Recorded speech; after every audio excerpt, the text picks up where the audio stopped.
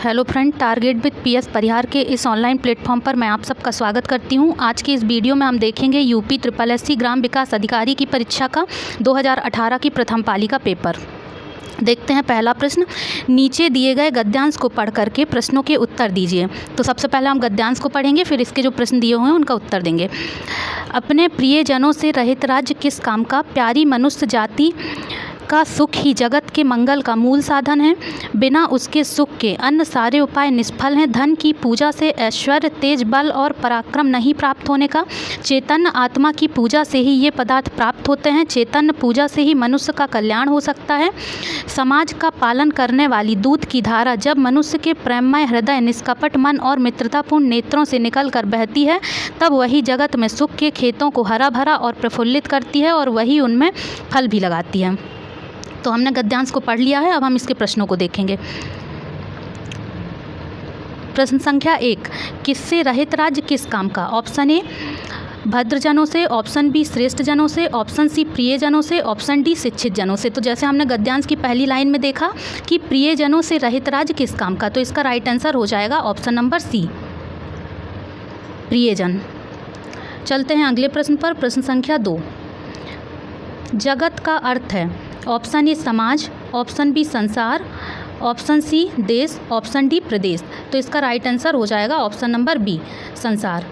चलते हैं प्रश्न संख्या 3 पे। निष्फल का आशय है। ऑप्शन ए अधूरा, ऑप्शन बी फलदायी, ऑप्शन सी सार्थक और ऑप्शन डी व्यर्थ। तो इसका राइट आंसर हो जाएगा ऑप्शन नंबर डी, व्यर्थ। चलते हैं अगले प्रश्न पर। सुख के खेतों को हरा भरा और प्रफुल्लित करने का अर्थ है। ऑप्शन ए जीवन को सुखमय बनाना, ऑप्शन बी जीवन को दुखमय बनाना, ऑप्शन सी खेत की सिंचाई करना, ऑप्शन डी जीवन को संकट में डालना। तो इसका राइट आंसर हो जाएगा ऑप्शन नंबर ए, जीवन को सुखमय बनाना। देखते हैं अगला प्रश्न। प्रश्न संख्या 5, निम्न में दीर्घ स्वर है। ऑप्शन ए ई, ऑप्शन बी बड़ी ई, ऑप्शन सी ए, ऑप्शन डी आए। तो इसका राइट आंसर हो जाएगा ऑप्शन नंबर बी, यहाँ पे बड़ी ई दीर्घ स्वर है। बड़ा आ, बड़ी ई, बड़ा ऊ ये सभी दीर्घ स्वर होते हैं, जबकि छोटा आ, छोटी ई, छोटा ऊ और री ये सभी ह्रस्व स्वर होते हैं। ए, ऐ, ओ, औ ये सारे संयुक्त स्वर हैं। देखते हैं अगले प्रश्न को। प्रश्न संख्या 6, निम्न में अंतस्थ व्यंजन कौन सा है? ऑप्शन ए गा, ऑप्शन बी जा, ऑप्शन सी वा और ऑप्शन डी सा। तो इसका राइट आंसर हो जाएगा ऑप्शन नंबर सी, वा। वा यहाँ पे अंतस्थ व्यंजन है। वा के अलावा या, रा, ला ये भी अंतस्थ व्यंजन होते हैं। चलते हैं अगले प्रश्न पर। प्रश्न संख्या 7, निम्न में अल्प प्राण व्यंजन कौन सा है? ऑप्शन ए खा, ऑप्शन बी गा, ऑप्शन सी घा और ऑप्शन डी ठा। तो इसका राइट आंसर हो जाएगा ऑप्शन नंबर बी, गा। गा यहाँ पे अल्प प्राण है। अब हम देखेंगे कि अल्प प्राण हम किसे कहते हैं। तो प्रत्येक वर्ग का पहला, तीसरा और पांचवा वर्ण अल्प प्राण कहलाता है। चलते हैं अगले प्रश्न पर। प्रश्न संख्या 8, निम्न में घोषवर्ण कौन सा है? ऑप्शन ए जा, ऑप्शन बी का, ऑप्शन सी चा और ऑप्शन डी टा। तो इसका राइट आंसर हो जाएगा ऑप्शन नंबर ए, जा। जा यहाँ पे घोषवर्ण है। प्रत्येक वर्ग का तीसरा, चौथा और पांचवा, प्रत्येक वर्ग का तीसरा, चौथा और पांचवा वर्ण ये सभी घोषवर्ण होते हैं। चलते हैं अगले प्रश्न पर। प्रश्न संख्या 9, निम्न में ओष्ठ वर्ण कौन सा है? ऑप्शन ए आ, ऑप्शन बी बड़ा आ, ऑप्शन सी ई, ऑप्शन डी ऊ। तो इसका राइट आंसर हो जाएगा ऑप्शन नंबर डी, ऊ ओष्ठ वर्ण है। दोनों ओठों के स्पर्श से बोले जाने वाले वर्णों को हम ओष्ठ वर्ण बोलते हैं, जैसे ऊ और पूरा पा वर्ग, पा, फा, बा, भा, मा ये सभी ओष्ठ वर्ण हैं। चलते हैं अगले प्रश्न पर। प्रश्न संख्या 10, निम्न में योगरूढ़ शब्द हैं। ऑप्शन ए पीला, ऑप्शन बी जलज, ऑप्शन सी पर, ऑप्शन डी दूध वाला। तो इसका राइट आंसर हो जाएगा ऑप्शन नंबर बी, जलज एक योगरूढ़ शब्द है। जलज, जलज का अर्थ है जल प्लस जा, मतलब कि जलज का अर्थ हुआ जल से उत्पन्न, किंतु इसमें कमल का अर्थ लिया जाएगा, अतः जलज शब्द योगरूढ़ शब्द है। ऐसे शब्द जो यौगिक तो होते हैं किंतु अर्थ के विचार से अपने सामान्य अर्थ को छोड़कर विशेष अर्थ के पर्याचक होते हैं, योगरूढ़ शब्द कहे जाते हैं। चलते हैं अगले प्रश्न पर। प्रश्न संख्या 11, महोत्सव का संधि विच्छेद होगा। ऑप्शन ए मह प्लस उत्सव, ऑप्शन बी मही प्लस उत्सव, ऑप्शन सी महा प्लस उत्सव, ऑप्शन डी मही प्लस उत्सव। तो इसका राइट आंसर हो जाएगा ऑप्शन नंबर सी महा प्लस उत्सव। महा प्लस उत्सव से मिलकर बनेगा महोत्सव। और यहाँ पे कौन सी संधि हो जाएगी? गुणस्वर संधि। यहाँ पर बड़ा आ और छोटा ऊ मिलकर के ओ बना रहे हैं। चलते हैं अगले प्रश्न पर। प्रश्न संख्या 12। बैलगाड़ी में समास है। ऑप्शन ए द्वंद्व समास, ऑप्शन बी द्विगु समास, ऑप्शन सी अव्ययीभाव समास, ऑप्शन डी तत्पुरुष समास। तो इसका राइट आंसर हो जाएगा ऑप्शन नंबर डी तत्पुरुष समास। बैलगाड़ी का समास विग्रह होता है बैल की गाड़ी, अतः इसमें कौन सा समास हो जाएगा? तत्पुरुष समास। तत्पुरुष समास में उत्तर पद प्रधान होता है। चलते हैं अगले प्रश्न पर। प्रश्न संख्या 11। आगमन में उपसर्ग है। ऑप्शन ए बड़ा आ, ऑप्शन बी छोटा आ, ऑप्शन सी आग और ऑप्शन डी मन। तो इसका राइट आंसर हो जाएगा ऑप्शन नंबर ए आगमन में आ उपसर्ग होगा। देखते हैं अगला प्रश्न। प्रश्न संख्या 14। रसोइया में प्रत्यय है। ऑप्शन ए या, ऑप्शन बी या, ऑप्शन सी बड़ा आ, ऑप्शन डी रस। तो इसका राइट आंसर हो जाएगा ऑप्शन नंबर बी। रसोइया में कौन सा प्रत्यय है? तो रसोइया में इया प्रत्यय हो जाएगा। चलते हैं अगले प्रश्न पर। प्रश्न संख्या 15। निम्न में कौन सा शब्द तत्सम है? ऑप्शन ए क्षेत्र, ऑप्शन बी गधा, ऑप्शन सी गाय, ऑप्शन डी घर। तो इसका राइट आंसर हो जाएगा ऑप्शन नंबर ए। क्षेत्र एक तत्सम शब्द है क्योंकि क्षेत्र का जो तद्भव होता है वो क्या होता है? खेत। चलते हैं अगले प्रश्न पर। प्रश्न संख्या 16। निम्न में कौन सा शब्द तद्भव है? ऑप्शन ए यौवन, ऑप्शन बी निर्झर, ऑप्शन सी जीव, ऑप्शन डी स्थान। तो इसका सही उत्तर हो जाएगा ऑप्शन नंबर सी जीव। चलते हैं अगले प्रश्न पर। प्रश्न संख्या 17। निम्न में कौन सा शब्द देशज है? ऑप्शन ए गोबर, ऑप्शन बी घोड़ा, ऑप्शन सी हल्दी, ऑप्शन डी कटोरा। तो इसका राइट आंसर हो जाएगा ऑप्शन नंबर डी कटोरा। कटोरा एक देशज शब्द है। वे शब्द जो विभिन्न बोलियां या भारतीय भाषाओं से हिंदी में आए हैं या जिनका स्रोत अज्ञात है उन्हें हम देशज शब्द कहते हैं, जैसे जूता, कटोरा, खिचड़ी, पगड़ी, डिबिया, तेंदुआ आदि। देखते हैं अगला प्रश्न। प्रश्न संख्या 18। निम्न में से कौन सा शब्द विदेशी है? Option A ticket, option B मध्य, ऑप्शन सी मयूर, ऑप्शन डी बचन। तो इसका राइट आंसर हो जाएगा option number A ticket. Ticket एक विदेशी शब्द है। टिकट शब्द अंग्रेजी भाषा का शब्द है, अतः यह शब्द विदेशी है। मयूर शब्द कौन सा हो जाएगा? मयूर यहाँ पे तत्सम शब्द है जिसका तद्भव क्या होता है? मोर। देखते हैं अगला प्रश्न। प्रश्न संख्या 19। निम्न में संज्ञा शब्द है। ऑप्शन ए हरा, ऑप्शन बी पतला, ऑप्शन सी सभा और ऑप्शन डी गहरा। तो इसका राइट आंसर हो जाएगा ऑप्शन नंबर सी सभा। यहाँ पर एक संज्ञा शब्द है। अब सभा में कौन सी संज्ञा होगी?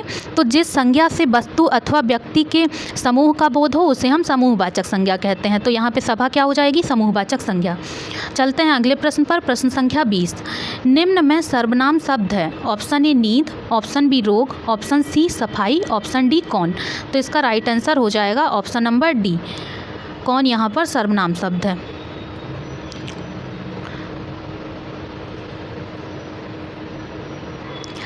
किसी भी संज्ञा के स्थान पर प्रयोग किए जाने वाले विकारी शब्दों को हम सर्वनाम कहते हैं। हिंदी में कुल 11 सर्वनाम होते हैं। वो 11 सर्वनाम कौन कौन से होते हैं उनको हम देखेंगे। तो मैं, तू, आप, यह, वह, जो, सो, कोई, कुछ, कौन और क्या, ये 11 सर्वनाम होते हैं। देखेंगे अगला प्रश्न। प्रश्न संख्या 21। निम्न में विशेषण शब्द है। ऑप्शन ए लड़कापन, ऑप्शन बी उचित, ऑप्शन सी कठोरता, ऑप्शन डी घबराहट। तो इसका राइट आंसर हो जाएगा ऑप्शन नंबर बी उचित। यहाँ पर विशेषण शब्द है। अब विशेषण क्या होते हैं? तो जिस शब्द से संज्ञा की गुण, दशा, स्वभाव आदि लक्षित हों उसे हम गुणवाचक विशेषण कहते हैं। तो यहाँ पर उचित गुणवाचक विशेषण का उदाहरण है। देखते हैं अगला प्रश्न। प्रश्न संख्या 22। निम्न में प्रेरणार्थक क्रिया है। ऑप्शन ए उठना, ऑप्शन बी चमकना, ऑप्शन सी गिराना, ऑप्शन डी देना। तो इसका राइट आंसर हो जाएगा ऑप्शन नंबर सी गिराना। गिराना एक प्रेरणार्थक क्रिया है। अब प्रेरणार्थक क्रियाएं कौन सी होती हैं? तो जिन क्रियाओं से इस बात का बोध हो कि कर्ता स्वयं काम ना करके किसी दूसरे को काम करने के लिए प्रेरित करता है उसे हम प्रेरणार्थक क्रियाएं कहते हैं। देखते हैं अगला प्रश्न, प्रश्न संख्या 23। निम्न में अव्यय है। ऑप्शन ए उत्तर, ऑप्शन बी ठीक, ऑप्शन सी जापान और ऑप्शन डी कृष्णा। तो इसका सही उत्तर हो जाएगा ऑप्शन नंबर बी ठीक। देखते हैं अगला प्रश्न, प्रश्न संख्या 24। पक्षी का पर्यायवाची है। ऑप्शन ए भूधर, ऑप्शन बी मीन, ऑप्शन सी बृंद और ऑप्शन डी बेहग। तो इसका सही उत्तर हो जाएगा ऑप्शन नंबर डी बेहग। पक्षी का पर्यायवाची शब्द बेहग है। पक्षी के अन्य पर्यायवाची शब्दों को देखेंगे तो पक्षी के अन्य पर्यायवाची शब्द होते हैं खग, पखेरु, परिंदा, अंडज आदि। देखते हैं अगला प्रश्न, प्रश्न संख्या 25। जटिल का विलोम होगा। ऑप्शन ए सरल, ऑप्शन बी कठिन, ऑप्शन सी कुटिल, ऑप्शन डी टेढ़ा। तो इसका सही उत्तर हो जाएगा ऑप्शन नंबर ए। जटिल का विलोम क्या होता है? सरल। देखते हैं अगला प्रश्न, प्रश्न संख्या 26। जो देने योग्य है के लिए एक शब्द है। ऑप्शन ए गे, ऑप्शन बी दे, ऑप्शन सी पे और ऑप्शन डी दान। तो इसका सही उत्तर हो जाएगा ऑप्शन नंबर बी। जो देने योग्य है उसे हम क्या बोलते हैं? दे।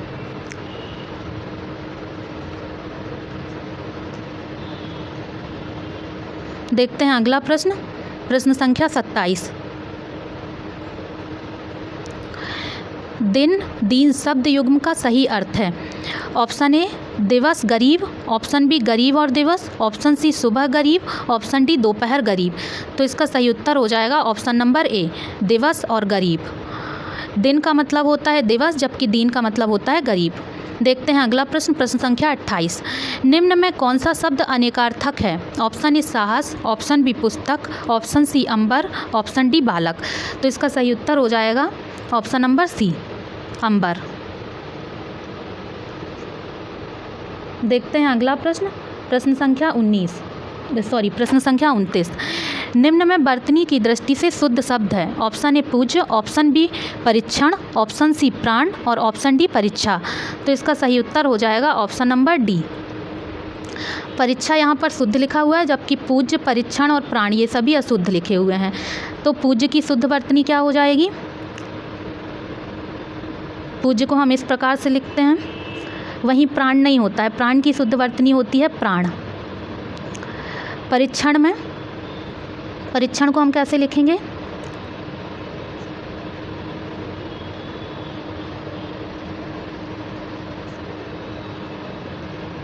परीक्षण की शुद्ध वर्तनी होती है परीक्षण। देखेंगे अगले प्रश्न को, प्रश्न संख्या 30।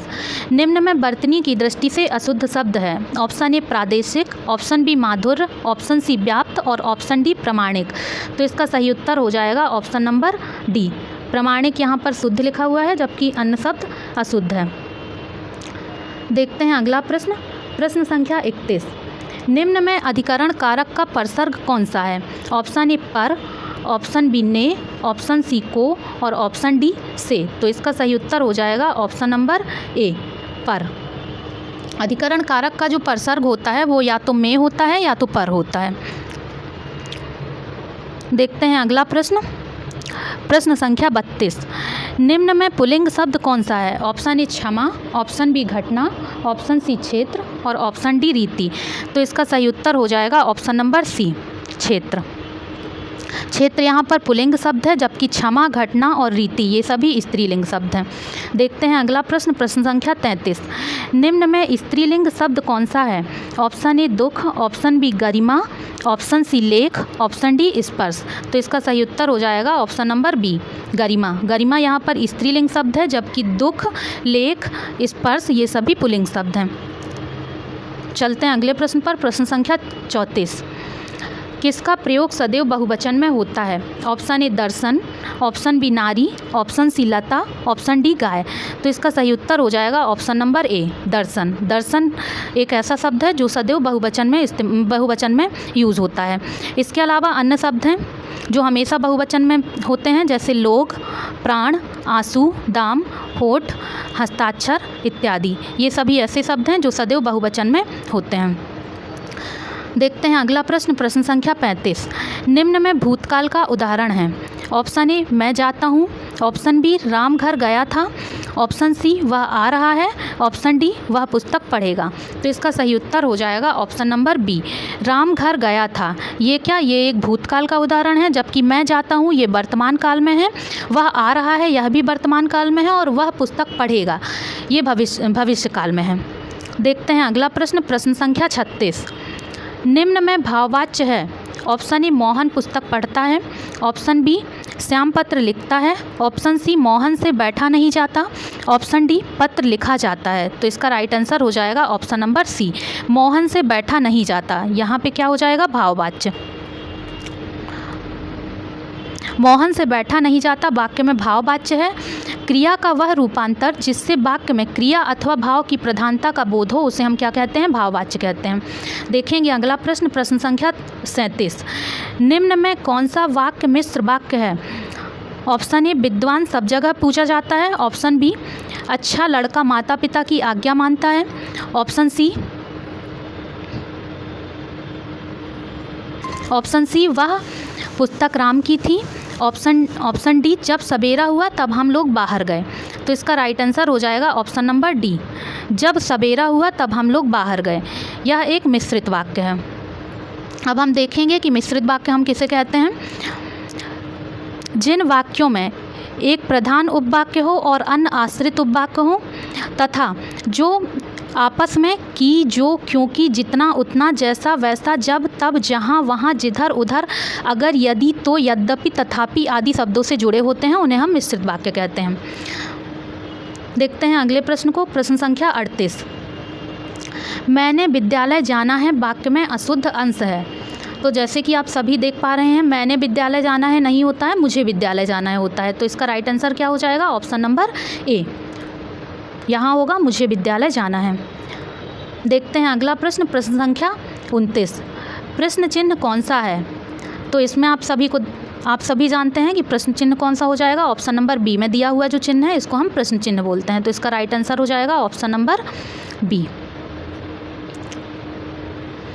ऑप्शन नंबर बी में दिया हुआ चिन्ह प्रश्न चिन्ह है, जबकि ऑप्शन नंबर ए में पूर्ण विराम, ऑप्शन नंबर सी में विस्मादी बोधक और ऑप्शन डी में अर्धविराम का चिन्ह दिया हुआ है।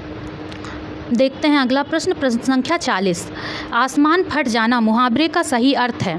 ऑप्शन ए असंभव काम होना, ऑप्शन बी बहुत शोर करना, ऑप्शन सी चुगली करना, ऑप्शन डी अचानक आफत आ पड़ना। तो इसका राइट आंसर हो जाएगा ऑप्शन नंबर डी, आसमान फट जाना मुहावरे का सही अर्थ होता है अचानक आफत आ पड़ना। चलते हैं अगले प्रश्न पर, प्रश्न संख्या 41।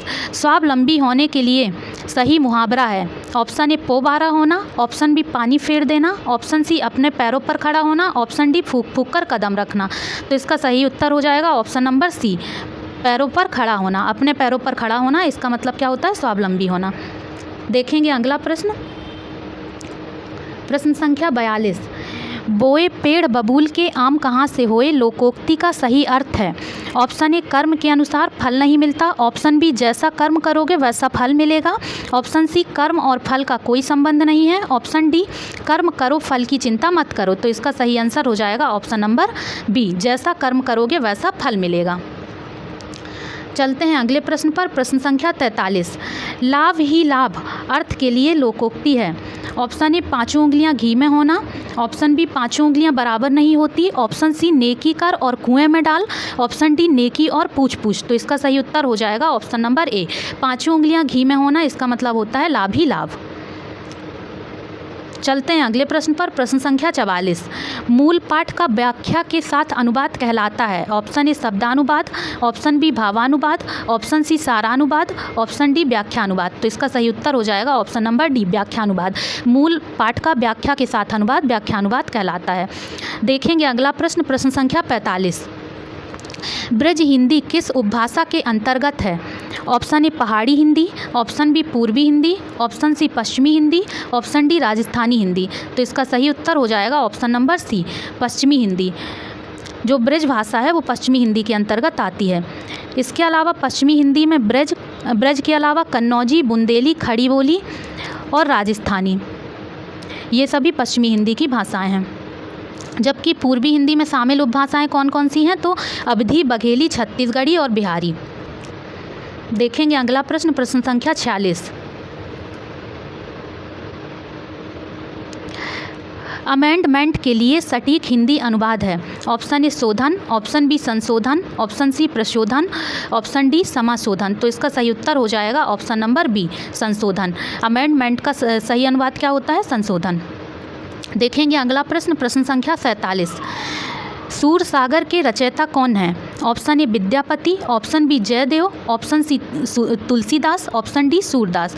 तो इसका सही उत्तर हो जाएगा option number D Surdas. Sursagar के रचयिता सूरदास हैं। सूरदास की अन्य रचनाएं हैं सूरावली, सूरसारावली और साहित्य लहरी। ये सूरदास की अन्य रचनाएं हैं। देखेंगे अगले प्रश्न को, प्रश्न संख्या 48। निम्न में रीतिकाल के कवि कौन से हैं? Option A Jaishankar Prasad, option B Suryakant Tripathi Nirala, option C Bihari और ऑप्शन डी सुमित्रानंदन पंत। तो इसका सही उत्तर हो जाएगा option number C Bihari. Bihari रीतिकाल के कवि हैं। रीतिकाल के अन्य कवियों में जयशंकर प्रसाद, सूर्यकांत त्रिपाठी, जो बिहारी हैं, बिहारी रीतिकाल के कवि हैं। इनकी जो प्रसिद्ध रचना है वो बिहारी सत्सई है। जबकि जयशंकर प्रसाद, सूर्यकांत त्रिपाठी निराला और सुमित्रानंदन पंत ये तीनों छायावाद काल के कवि हैं। देखेंगे अगले प्रश्न को, प्रश्न संख्या 49। उसने कहा था कहानी के लेखक हैं? Option A Kishorilal Goswami, option B Chandradhar Sharma Guleri, option C Premchandra और ऑप्शन डी भगवान दास। तो इसका सही उत्तर हो जाएगा option number B Chandradhar Sharma Guleri. उसने कहा था कहानी के लेखक चंद्रधर शर्मा गुलेरी हैं। इनकी अन्य रचनाएं हैं घंटाघर, धर्मपरायण रीछ, पाठशाला, बुद्धू का कांटा, सुखमय जीवन, हीरे का हीरा। ये सभी इनकी अन्य रचनाएं हैं।